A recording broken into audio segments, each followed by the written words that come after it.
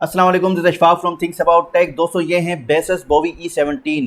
ये एयरबड्स मैंने दराज से इनके ऑफिशियल स्टोर से 3716 के परचेज किए हैं।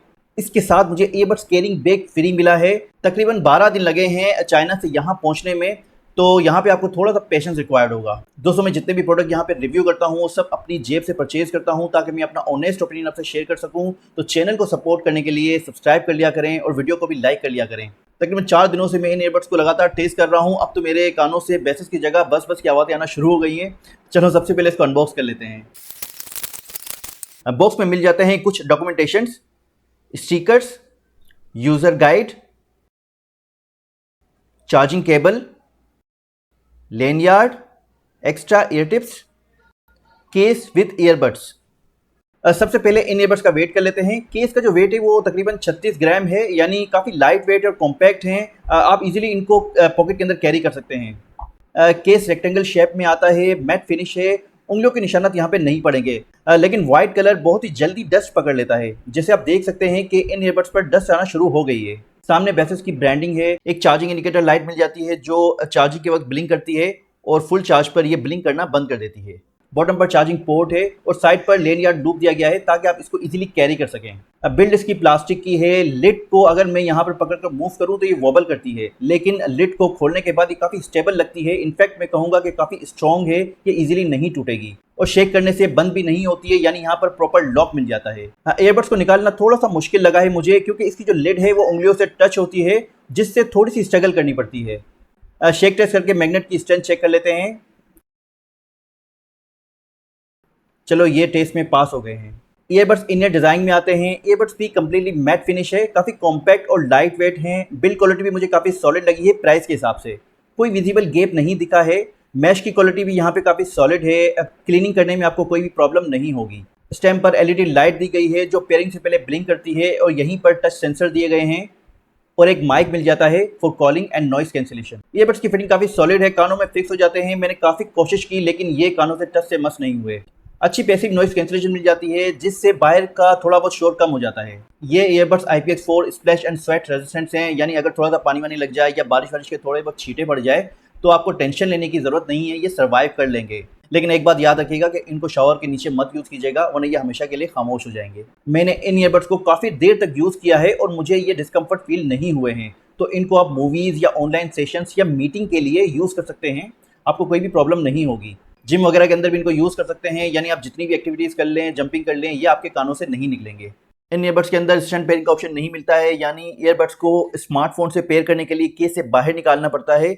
जब एक ईयरबड को बाहर निकालते हैं तो टाइम कुछ ज़्यादा लगता है, अराउंड 9 सेकंड्स लगते हैं ईयरबड्स को स्मार्टफोन से पेयर होने में। लेकिन जब दोनों ईयरबड्स को निकालते हैं तो ये जस्ट 3 सेकंड्स में स्मार्टफोन से पेयर हो जाते हैं। चले most important topic sound quality पे बात कर लेते हैं। इन ईयरबड्स के अंदर SBC और AAC कोडे की सपोर्ट मिल जाती है। इसके अलावा ये ईयरबड्स 12 mm के डायनामिक ड्राइवर्स के साथ आते हैं। वॉल्यूम की लाउडनेस यहाँ पे डिसेंट है, फुल वॉल्यूम पर भी साउंड डिस्टॉर्ट नहीं करता है। बेस इनमें काफ़ी बैलेंस्ड है। बेस मुझे काफ़ी डीप और पंची लगी है।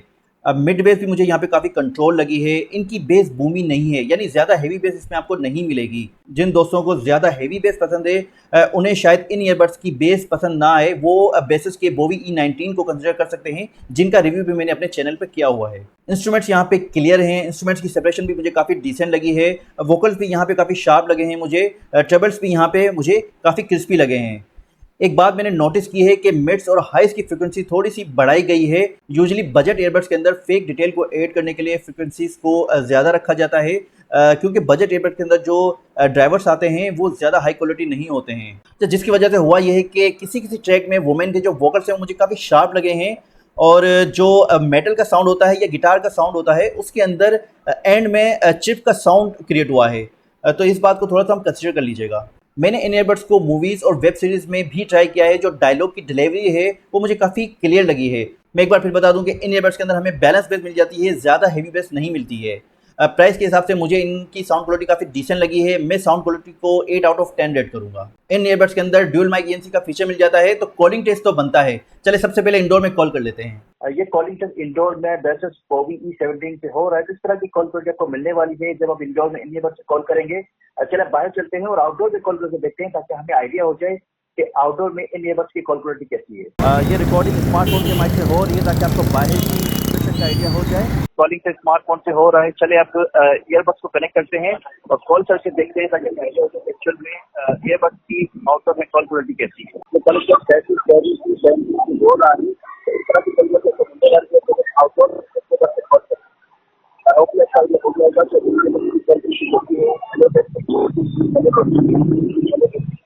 होपफुली आपको आइडिया हो गया होगा कि इन ईयरबड्स की कॉल क्वालिटी कैसी है। मैं यहाँ पर कॉल क्वालिटी को 6 आउट ऑफ 10 रेट करूंगा।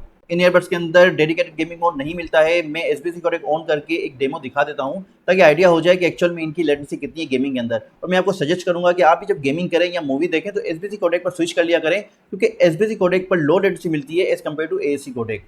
चलिए डेमो देख लेते हैं।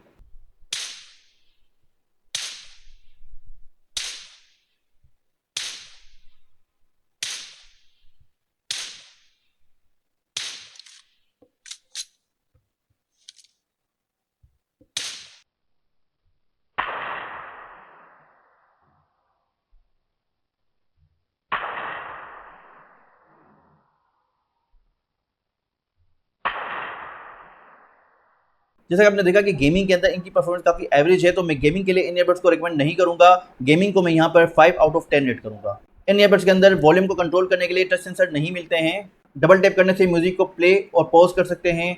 राइट ईयरबड को टैप और होल्ड करने से नेक्स्ट ट्रैक पर जा सकते हैं। लेफ्ट ईयरबड को टैप एंड होल्ड करने से प्रीवियस ट्रैक पे आ सकते हैं।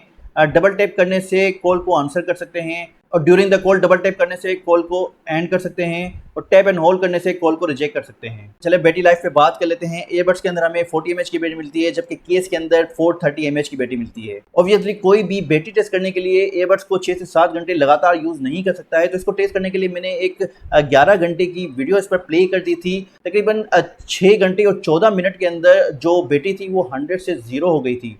और तकरीबन आप 3 बार जो एयरबड्स हैं उनको केस के साथ टॉप अप कर सकते हैं, तो तकरीबन आपको 23 से 24 घंटे का total play time in earbuds के अंदर आपको मिल जाएगा। तो मुझे इनकी बैटरी लाइफ काफ़ी डिसेंट लगी है। मैं बैटरी लाइफ को यहाँ पर 7 आउट ऑफ 10 रेट करूँगा। चलिए वीडियो को कंक्लूड कर लेते हैं। अगर आपको म्यूजिक के अंदर बैलेंस बेस पसंद है और आप ज़्यादा आउटडोर कॉलिंग नहीं करते हैं, ना ही आप गेमिंग करते हैं, तो इन ईयरबड्स को इस प्राइस रेंज के अंदर कंसिडर कर सकते हैं।